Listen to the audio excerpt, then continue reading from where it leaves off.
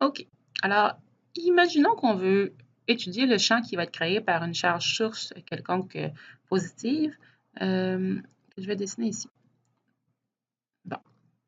Donc, pour étudier le champ qui est créé par cette charge-là, je vais créer la distribution des vecteurs champ électrique tout autour de la charge. Puis, je sais en fait que ces vecteurs-là sont proportionnels aux vecteurs force électrique qui seraient subis par une charge positive de test, d'essai, que je placerai à différents endroits pour tester, voir c'est quoi le champ. Donc, supposons que je mets ma charge d'essai ici. Quelle va être la force qu'elle va subir? Bien, elle subirait une force orientée à peu près comme ça. Donc, ça veut dire que mon vecteur champ électrique à cet endroit-là va être parallèle à mon vecteur, parallèle et proportionnel à mon vecteur force électrique, donc il va ressembler à ceci. Si je mets la charge sur la même ligne, mais un petit peu plus loin, bien, elle va subir une force aussi vers le haut, une force de répulsion, parce que ma charge test est une charge positive, puis ma charge source c'est aussi une charge positive, donc la charge d'essai va subir une force vers l'extérieur. Si je la mets beaucoup plus proche, ici, elle va subir une force plus grande.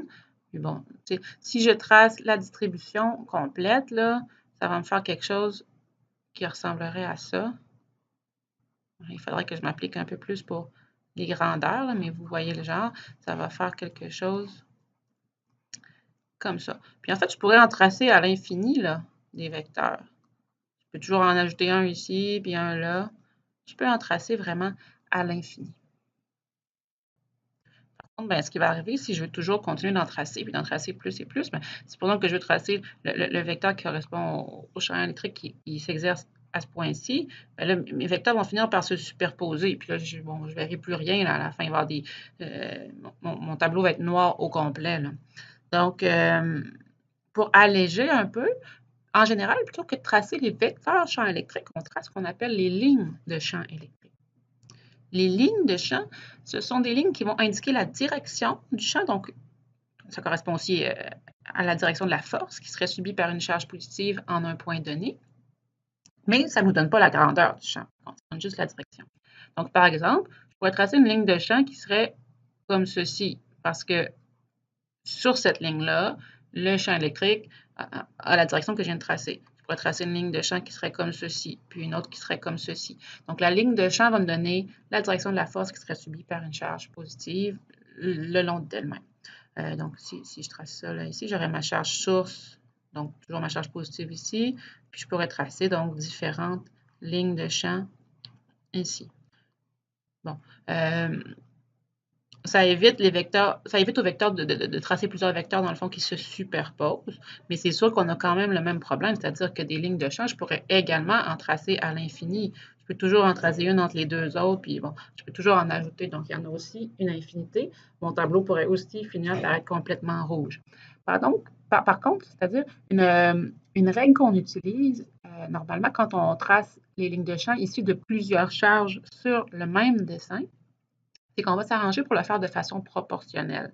Donc, si j'ai une charge qui est 2 fois plus importante qu'une autre, il va normalement y avoir 2 fois plus de lignes de champ issues de cette charge-là que de l'autre. Donc, quand je parle de l'importance de la charge, je parle de la valeur de la charge en coulomb, tout simplement. Si j'ai une charge qui vaut 8 coulombs puis une charge qui vaut 1 coulomb, bien, il va y avoir 8 fois plus de lignes de champ issues de la charge de 8 coulombs que de lignes de champ issues de la charge de 1 coulomb.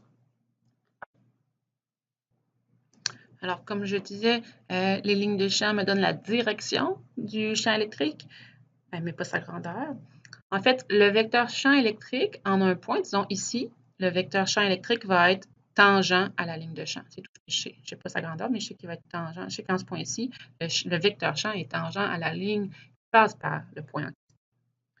Les lignes de champ ne se croisent jamais, parce que si elles se rencontraient, ça veut dire qu'à l'endroit où elles se croisent, le champ électrique aurait 2 directions en même temps, ce qui ne se peut pas. Donc, les lignes de champ ne peuvent pas se croiser. Puis, les lignes de champ vont sortir des charges positives et entrer dans les charges négatives.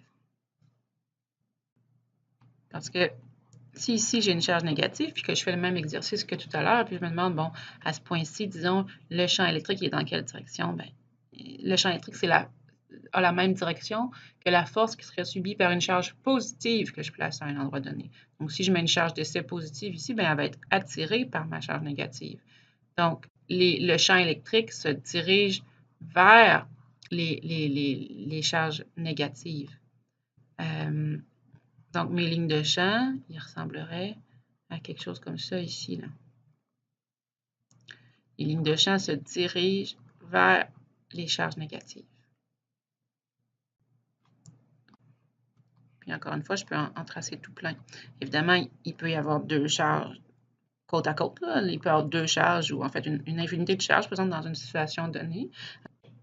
À ce moment-là, si je veux tracer les lignes de champ qui entoureraient les charges dans la situation que je viens de tracer, bien, ça pourrait ressembler à quelque chose comme ceci, où les lignes de champ, donc, c'est-à-dire ils sortent de la charge positive, ils vont entrer dans la charge négative. En fait, la question que je dois me poser, c'est si je place une charge ici, une charge positive d'essai, quelle est la direction de la force qu'elle va subir? Bien là, ça pourrait faire quelque chose comme ça. Je rentrerai comme ça ici, pourrait faire quelque chose comme ça, comme ça. Grosso modo, là, ça pourrait ressembler à ça. L'extrémité des lignes de champ ne va pas toujours être visible. Il y a des lignes qui vont arriver de l'infini ou s'en aller vers l'infini. C'est pas grave, là. Mais quand il y a une charge, il y a toujours des lignes de champ qui en sont issues ou qui se dirigent vers elle. Et puis, dans le cas des lignes de champ dont on ne voit pas les extrémités, mais on peut quand même s'imaginer que, ultimement, infiniment loin ou avant, bien, finirait par aboutir à une charge ou être issue d'une charge là, qui n'est pas visible dans l'espace qu'on a pour faire notre dessin.